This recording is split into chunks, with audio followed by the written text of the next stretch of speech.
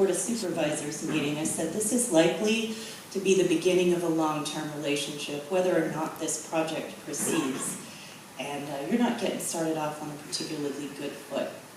So it would be wise for you to establish a dialogue with us now, because otherwise we're going to keep speculating. So this is what they provided. I like especially the continuing part of this, since I don't really think we've begun the dialogue, so I guess that was the conversation we had yesterday, but okay, go ahead. So here's some of what we don't know. We don't really know what the exact proposed routes are. I'm pretty sure when Dominion tried to come through, they plotted one route for about 1.5 years before they jumped a couple of miles over and changed entirely. We really don't know who might be affected at this point. We have no idea what the safety issues are with a pipeline of this size, especially in an agricultural community. We really have no idea what environmental impacts there will be, except there will be environmental impacts and they will be severe. We don't know what historical assets. We don't know if there's compressor stations planned. I mean, they're not really telling us what the plan is at all. As a matter of fact, one of the things they said was that we've only released 3 documents. We don't know anything that, except for those. We don't know any more than you do, which wasn't really reassuring considering what their planning is, but this one.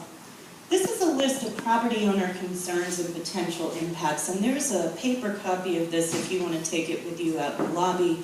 You can also find it on our website, just to give you an idea of the scope of this and some of the things that are coming to mind as people are, experiencing these calls. Next one. I really, there's so many really obvious dangers to this, but this one really struck me. The private and personal issues, the moral and philosophical dilemmas, and the stress. This causes a tremendous amount of stress. It's an impossible decision to make, and that's, that is a huge concern. But water is probably our biggest concern right now. We have an especially unique and sensitive water table, and this is a big part of what I've chosen to focus on, because the whole time I've lived here, I've known that no water flows into this county. It flows out. What I didn't know until I started doing research because of all of this is that we are actually the headwaters for 3 major watersheds. I didn't know how far our water travels.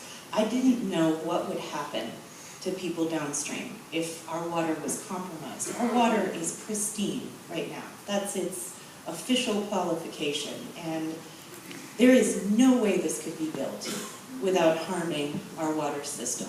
So one of the things that you can do, anybody here or anybody who knows anybody in Floyd, we need documented stories about losing water, like wells running dry, springs running dry, due to blasting or construction, even other people digging wells. Because the water is so interconnected here, it's really, really hard for the impact in one area not to affect pretty far away. And somebody like Fred could probably speak to that better than I could, but these stories will help us. And if you have any or know anybody who might, you can contact us. We have a website and we have a phone number that's on the program, or you can contact Ladina Martin at the administration building.